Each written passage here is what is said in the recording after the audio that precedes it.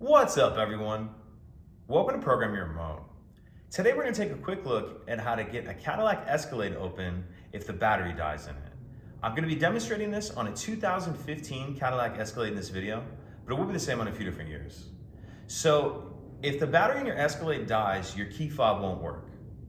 So if it's locked, what we need to do is use the emergency key that's in our key fob.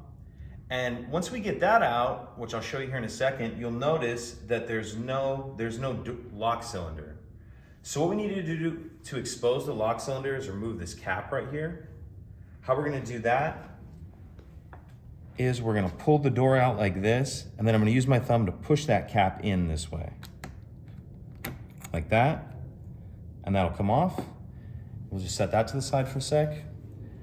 Now if we grab our fob, and we look in the bottom of it, we need to remove this emergency key.